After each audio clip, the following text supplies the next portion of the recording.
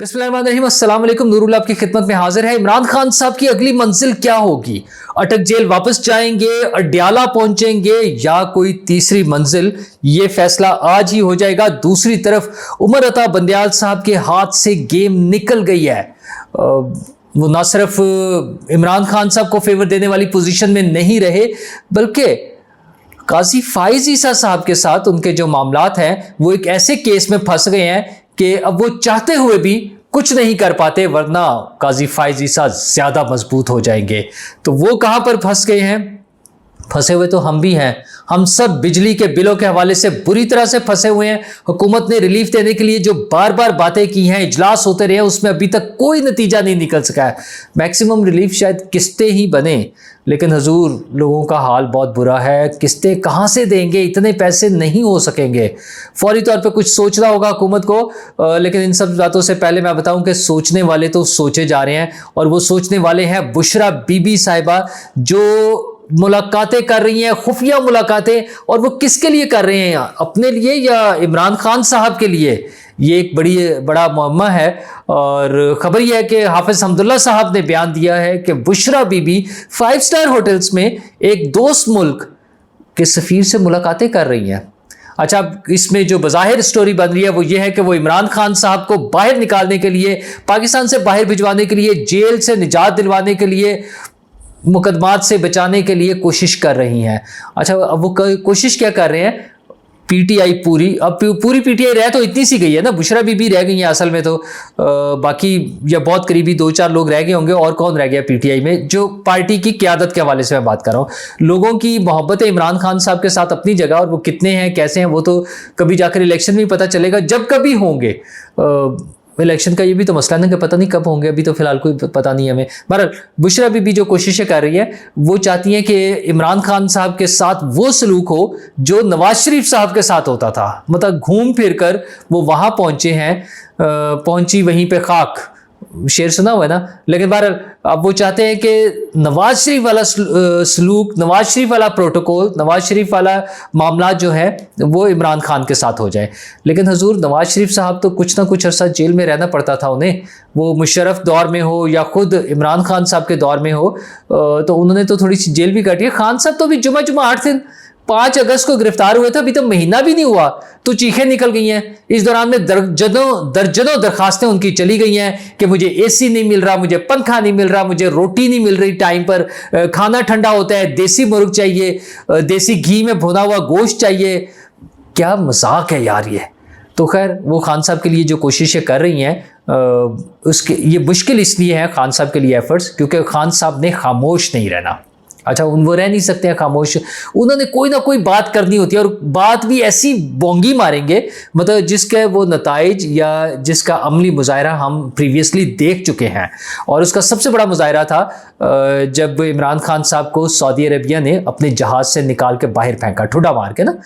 वो बिल्कुल वैसे ही जैसे 9 अप्रैल को निकले थे, बहुत बेआबरू होके तेरे कूचे से हम निकले, तो वो जहाज से भी वैसे ही निकले थे। अमेरिका गए, सऊदी क्राउन प्रिंस से जहाज मांग लिया, वापसी पे बैठे उन्हीं के बारे में, सऊदी क्राउन प्रिंस के बारे में जो जुबान वो इस्तेमाल करते हैं, जो उनके जुबान कंट्रोल में नहीं रहती। मैं कह रहा हूं ना कि जुबान नहीं कंट्रोल कर सकते, दैट डजंट मीन कि वो कोई इनकलाबी आदमी है या कोई उस पर बात कर रहे होते हैं, प्रिंसिपल्स की बात कर रहे होते हैं और वो कॉम्प्रोमाइज ना करने की बात है। ऐसा कुछ भी नहीं है।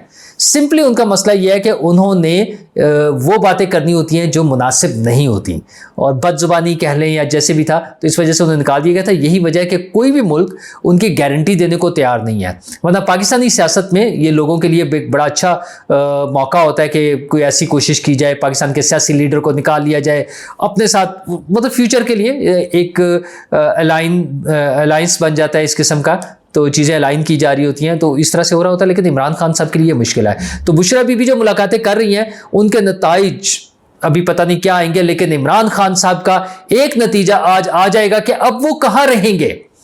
वो अटक जेल में थे और वहां पर उन्हें बड़ी सहूलतें दे दी गई, जैसे मैं अभी बता रहा था, खाने का टाइम, नाश्ते का टाइम, भुना हुआ गोश्त, देसी घी, और वो बैरक बड़ी सारी बना दी जिसमें वो 3 सेल या 4 सेल जो थे इकट्ठे कर दिए, दीवारें ऊंची कर दी वॉशरूम की, और भी बेड और मैट्रेस और बुक्स, ये सारी चीज़ें उन्हें पहुंचा दी गई थी। लेकिन अब लगता है अटक जेल से उनके कूच करने का वक्त आ गया है।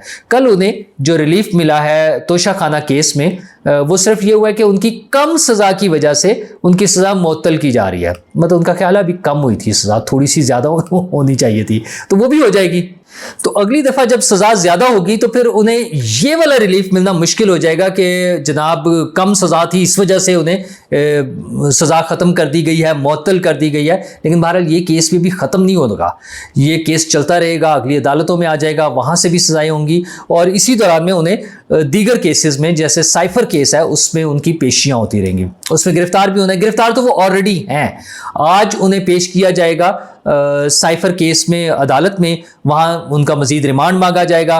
तो अगर जुडिशल हो जाता है तो वापस अटक या अडयाला, वही नेक्स्ट स्टॉप अडयाला जो उनकी ख्वाहिश थी ना, जो गाने चलाते थे, तो वो नेक्स्ट स्टॉप अडयाला भी उनका शौक पूरा होने का इम्कान है। दूसरी ऑप्शन ये है कि फिलहाल अगर उनका जिस्मानी रिमांड मिल गया तो फिर वो FIA के किसी भी हिरासती मरकज़ में होंगे, वहाँ पर कुछ अर्सा एक आध दिन वहाँ गुजार लेंगे, 2-3 दिन जितना भी मिलता है रिमांड, और उसके बाद फिर दोबारा से उनका जुडिशल रिमांड की सूरत में वो आ जाएंगे जेल में।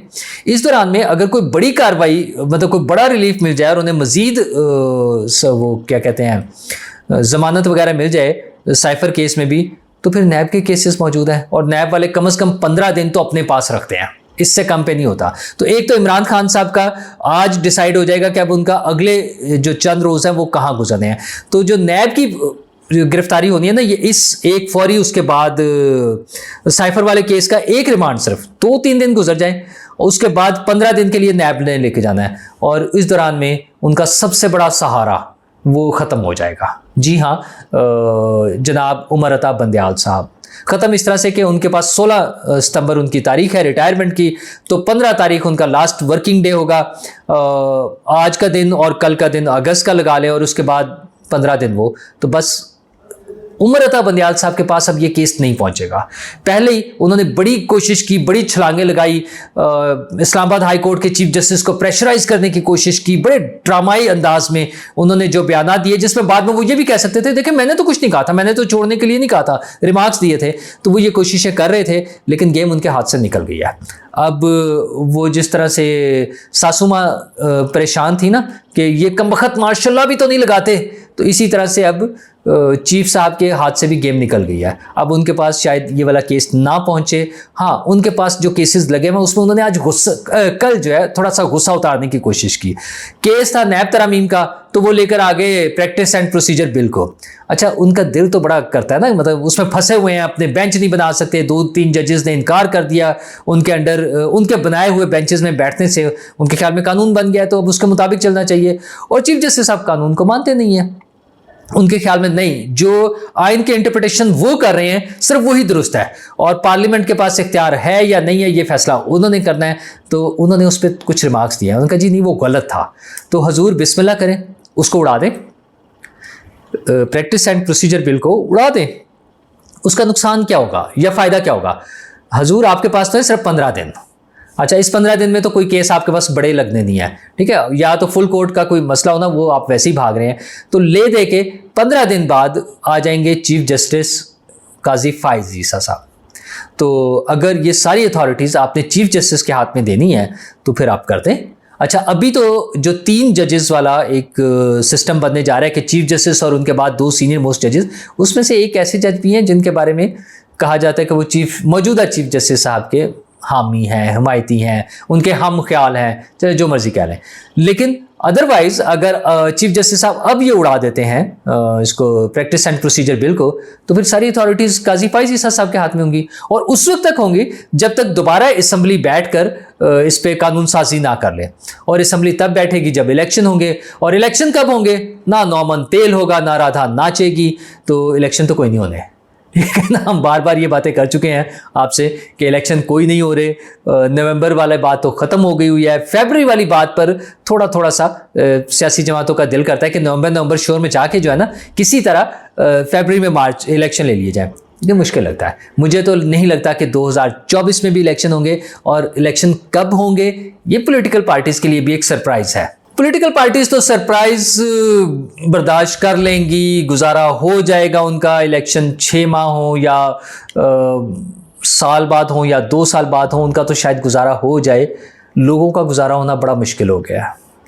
ये जो महंगाई है, हर चीज़ की महंगाई, उसमें एक सिंबॉलिक बिजली का बिल आ गया सामने, लेकिन हर चीज़ की महंगाई है। वो आटे का रेट है, वो चीनी का रेट है, वो गैस के बिल हैं, वो हर चीज़, पेट्रोल की कीमत है, हर चीज़ की कीमतें जो है वो आसमान को छू रही हैं। निगरान हुकूमत ने हमें 2 दिन इस लारे में रखा कि इजलास हो रहे हैं, मीटिंग्स हो रही हैं, रिलीफ दिया जाएगा, और फाइनली पता ये चल रहा है कि रिलीफ के लिए IMF से पूछा जाएगा।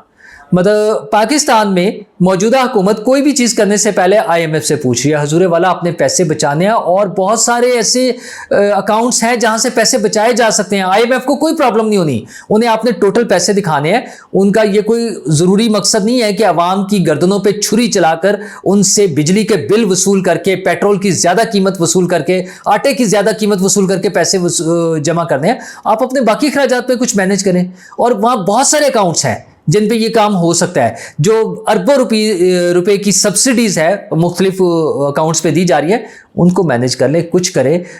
लोग खुदकुशियों पर उतरे हुए हैं, लोग जल्द से जुलूसों पर आ गए हैं, लोगों ने सड़कें ब्लॉक की हुई हैं, और ये वाला जो अमल है, ये कोई भी ख़तरनाक सूरत इख्तियार कर सकता है।